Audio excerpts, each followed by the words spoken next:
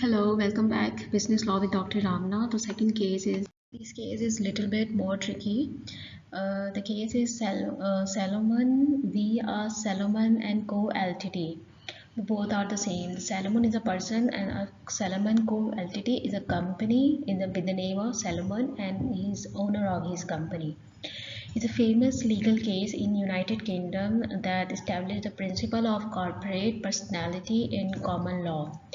This case involved a dispute between Mr. Salomon, who was the owner of a successful leather business, his company, Salomon & Co. Ltd. In 1892, Mr. Salomon incorporated his business as a limited liability company. He sold the business to the company for a high price, taking share in the company as payment. However, the company went bankrupt and Mr. Salomon argued that he should be paid before the company's other creditors because of his ownership of the company's share.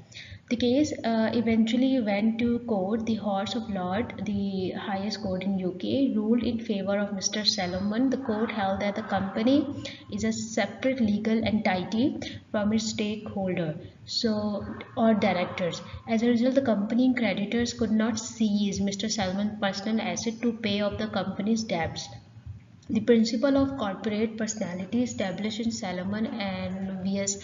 Salomon Co. Ltd. had a significant impact on company law and helped to encourage entrepreneurship and investment by limiting the personal liability of company shareholders and directors. So basically the case is ये है कि एक salmon होता है, उसका एक कारोबार होता है लेदर का और वो बहुत अच्छा चल रहा होता है और उसके सोच में ये आता है कि क्यों ना वो अपने इतने अच्छे कारोबार को एक कंपनी में चेंज कर दे। तो उसके जो बेटा बेटी वगैरह होते हैं तो वो उनको कंपनी का डायरेक्टर बना देता है और अपने शेयर जो है वो कंपनी के अंदर अपने नाम से कंपनी बना के इंक्लूड कर देता है।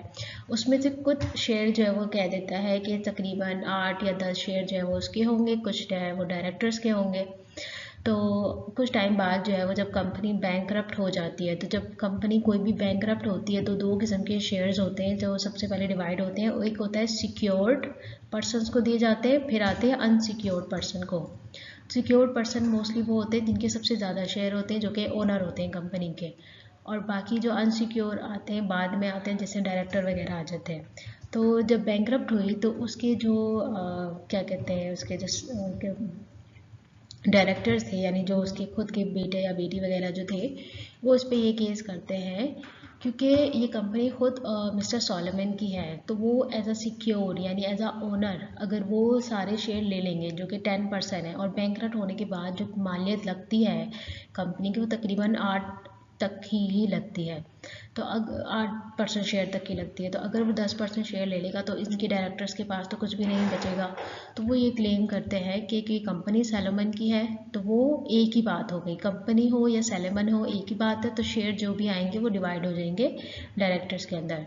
तो कोर्ट के पास जब ये जाता है केस, तो कोर्ट जो है वो यूके की ये एक बहुत जो है वो गोल्डन केस है।